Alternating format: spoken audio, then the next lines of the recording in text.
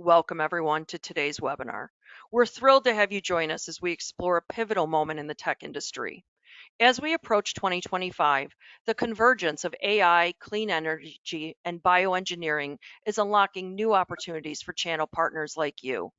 These groundbreaking technologies are not only transforming the way we live and work, but also creating innovative pathways for expanding your service portfolios and driving revenue growth. Today, we'll dive into how you can capitalize on these trends, leveraging emerging markets, and position your business at the forefront of this exciting transformation. Today's presenter is Sean Vanderhoof. Sean is a seasoned senior global business development manager with over 20 years of experience in the technology sector, particularly within the IT channel. Sean has carved out a niche in the data center technology and trends, establishing himself as an expert in this dynamic field. Sean, I'll hand the call over to you now. Thanks, Kelly. Appreciate it. And happy holidays to everyone joining. We appreciate you giving us a few minutes before you enjoy the time with your family.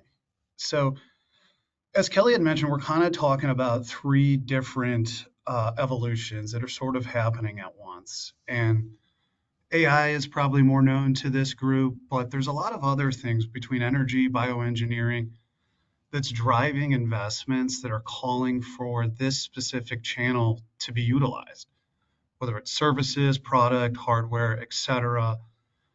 The entire industry is kind of being driven by the needs in these spaces. So we're going to dive into that, and hopefully you can see how Panduit is really a perfect partner for you as the physical infrastructure partner in this whole AI generation. So with that, we'll dive in with a pretty groundbreaking question. If you do have an answer, you can put it in the chat. Kelly is monitoring it for us, but what is something that can only be changed but cannot be created or destroyed?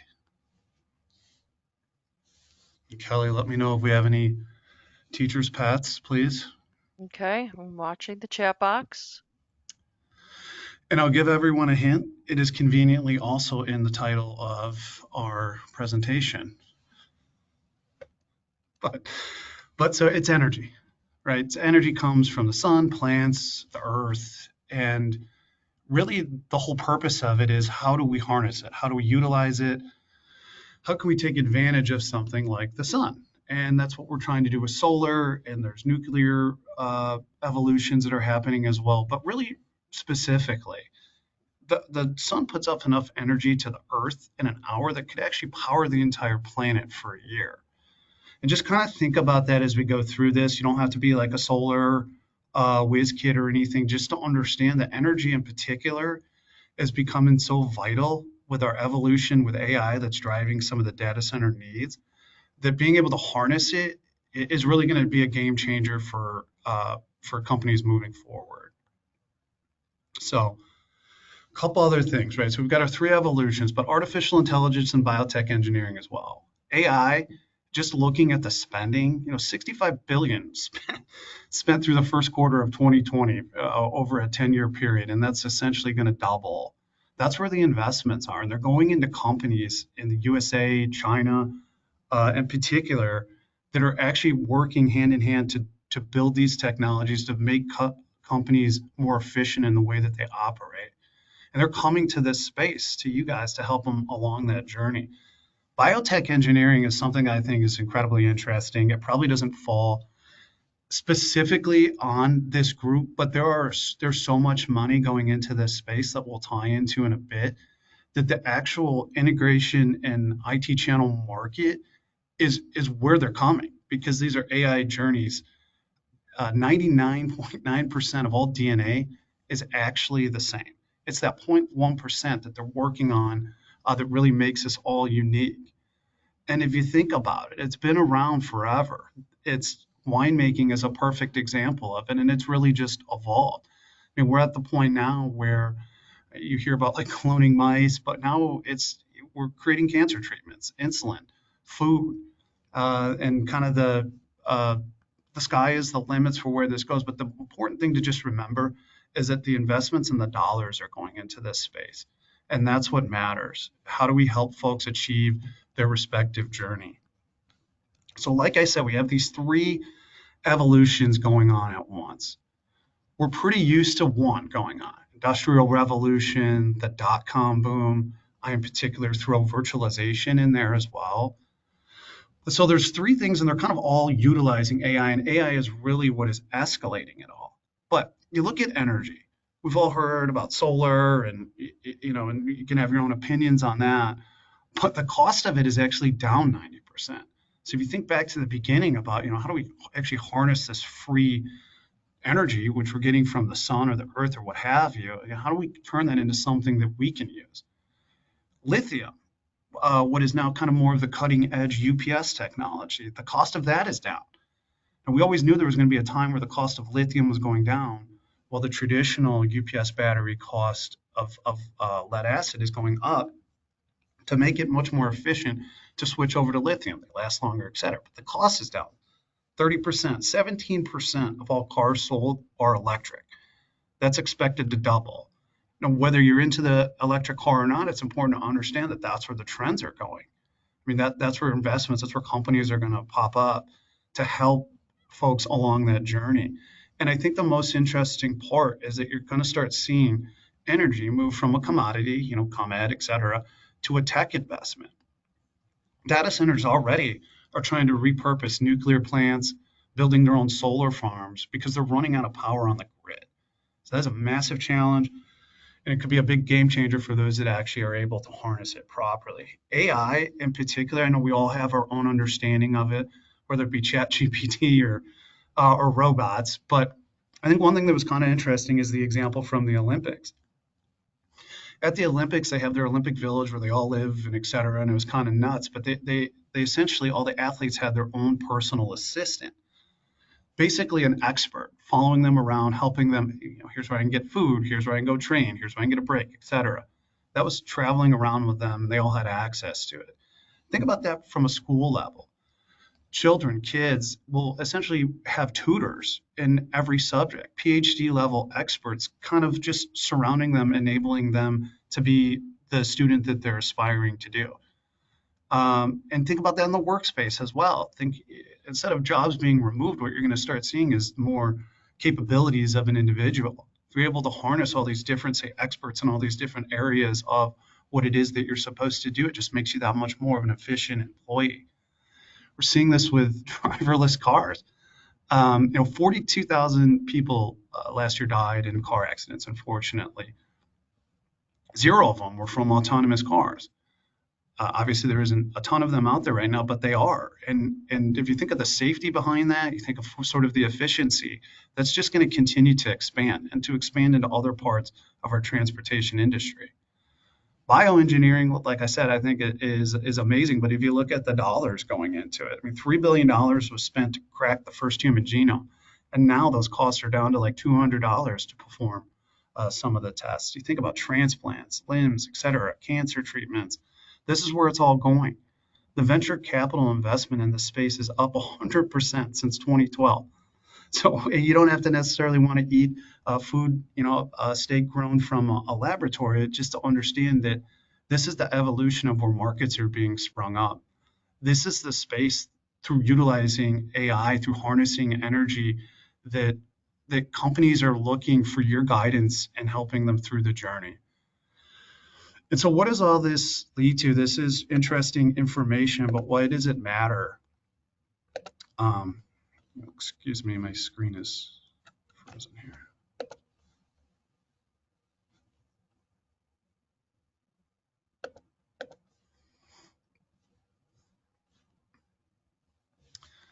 I apologize, everyone. The slide deck is.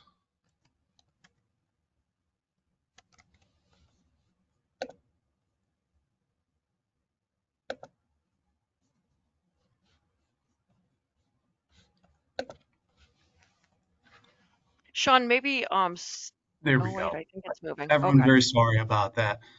I left you on the cliffhanger, but here you are. So it's what it's doing is it's blowing up the data center market. Most of us in this space already kind of see this, but here's some numbers behind it. This is the US in particular, essentially doubling. Between now and the year 2029, almost everything is doubling. The amount of racks that are out there that all of this equipment is going into, 2.2 to 4 million. The raised floor square footage doubling. The megawatts, the actual power going into all these racks, again, essentially almost doubling. That all leads to much more industries popping up that can help folks along this journey. And Panduit is a perfect partner for that. This is all being driven by AI and these other revolutions that are really just being expedited because of the use of AI. But it leads to some challenges. This is what's already happening in the AI space right now. 29% are running out of power. That's almost a third. A quarter of them have too much heat because of all the power and compute that's going into there. They don't have the ability to dissipate it. And that's another area where Panduit's going to be able to help you in the near future. They're running out of floor space. The amount of fiber needed here is 45 times the amount. That's a drastic change to an existing environment. And what it leads to is this issue with, are we retrofitting data centers? Are we building new ones? And what they've actually found is that it's cheaper and quicker to build another one than it is to evolve the one you have. So you're going to see more data centers popping up while they're still utilizing the existing ones that are already there for other types of needs, and it's just going to continue to expand. And this leads to one of the biggest problems that is an area where I really think this space can help out, and that's the shortage in workers, contractors. 400,000 shortage in actual contractors to perform the work to keep the space up and running. And all of this is happening while we're expecting the GDP to increase by about 14% just because of AI. So what do we do with this shortage in contractors? How do we work ourselves around this? It's frozen again here.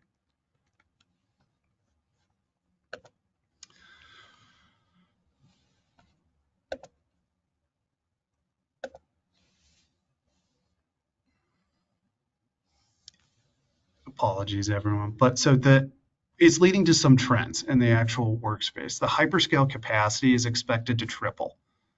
Over half of organizations say staffing is the actual biggest need. The NVIDIA chips that are out today are going to be obsolete within 18 months. And with over a third of the workplace actually coming near retirement, this is an area where I think Panduit can really help. We have an entire service organization. We have an entire network of contractors that you can leverage if you're working with Panduit. This is all leading to more need for structured cabling, which is the world Panduit actually comes from. This is what we're known for. You may know us for cabling or something specific in this space, but structured cabling is the strength of Panduit. This is kind of what we're trying to get. This picture is kind of what we're trying to get around. This is sort of your point-to-point cabling, and we're moving to structured cabling, which is where Panduit is your partner of choice. And I think yourselves as integrators and channel partners, this is really where you can differentiate yourselves to your customers, is that you have the ability to leverage an expert in this world. One of the things that I find most interesting is how little structured cabling has been talked about in this space because of some of the advantages that it provides. AI is forcing it on us. And really, what does it do? Cable density, a lot easier. The installation, easier. Fixing a problem comes a little easier. There's a little bit more of an investment up front with it. But at the end of the day, it's what the actual contractors and engineers are saying. This is what you need, Mr. or Mrs. Customer. If you're actually building this data center, you want to put these AI cabinets in here. This is what we need in order to support you properly. So here's your prettier picture. This is really what we're trying to get you to. And this is, again, the area where Panduit is really well known, and that's our structured cabling practice. It improves everything soup to nuts, makes it easier for changes, and really what it makes it easier for them to do is to expand and to grow. And again, Panduit has an entire network of contractors that can be leveraged on your behalf. But it's not just the structured cabling, it's power as well. As we're talking about the density in these places, just absolutely exploding the amount of power that's going in per rack, the power has to be there as well. I mean, some of those NVIDIA cabinets that are being built now for the future, they require a power connection that doesn't exist. power partners like Panduit are working hand in hand with NVIDIA, with Cisco, as they're building these new technologies to make sure that the power is there for them. So we have these high density PDUs. They're universal. You can use them around the globe. We've made it a lot easier to fix this perceived problem before we get to it. And so, what does that mean in this entire market? What does all of this matter to us? One of the things that I think is the most unique about some of this evolution that's going on is the awareness of those causing it. I've been in this channel for quite a bit, in particular on the power side. And what I've always noticed is as there is new technologies like digital transformation was becoming big, virtualization was becoming big, new Cisco switches are coming out, et cetera. No one ever really puts power, cabling, any of that on the forefront of something that needs to be addressed. It's always just sort of assumed that those markets will catch up to what is needed, whether it's a new power connection, whether it's a different type of cable connection, we'll all follow the market. But now, the engineers, the architects that are designing these $1 million racks of AI are saying, listen, one of the biggest problems we're running into is the power. We have to address this up front. You need to talk to Panduit because they understand this. You need to have a structured cabling conversation. I know you want to do your traditional point to point, but you have to do structured cabling. Otherwise, you're not going to be able to fulfill this the way you want to do. And Panduit is already there. We're already doing this. We're a perfect partner. We have the organization to support you with it. It's a $23 billion market, structured cabling, that this space can absolutely help you with by 2030. $8 billion in PDUs alone. And if you think about the cabinet space that's going to have to go in here, the cabinet market is just trying to manufacture quick enough to keep up with this. And I think at the end of the day, what makes Panduit the most unique here is that we do all of this. None of our competitors do. We have the service organization to support you. We have the partner programs to support you and to really help drive this and to be your physical infrastructure partner for this AI generation. And with that, I will take any questions that anyone may have. Kelly, I'll open it up to you. And again, I apologize for some of the technical issues there. Okay, thank you, Sean. We'll use this time now to answer any questions. It looks like we already have a couple in queue. First one, why is it important for the channel to understand some of these trends if we don't directly sell or provide them as services? Yeah, thank you. Good question. And we did touch on this a little bit, but it's good to reiterate. Your customers, whoever they are probably interacting with all of these technologies to some extent. They could be banking, state and local, education, what have you.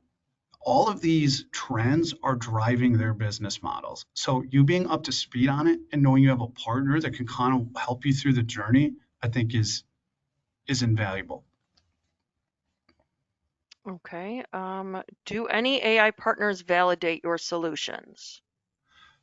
Yes. So we are a Cisco compatible partner that comes from our PDU integration with them, but that is evolving into the cabling as well. So you'll see more on that. And NVIDIA in particular, we have our structured cabling guides for them that their entire sales team uses, and we're working with them to make that validated too. So we're working hand in hand with the partners driving this change. Okay, thank you. It looks like we have another one. How can we differentiate ourselves with the declining workforce trends? Yes, and so again, we did touch on this, but one of the things I've seen actually is that companies like yourselves in your local markets are actually working with high schools, colleges, and you're trying and creating programs where you can essentially have internships where you can bring folks in and train them properly on how to actually perform this type of work. If you're a partner that's in a regional area and you have the ability to provide the actual contractor work, that's a massive differentiation you can do. And you also could do that by building a relationship with Panduit, making sure you're leveraging our network properly as well.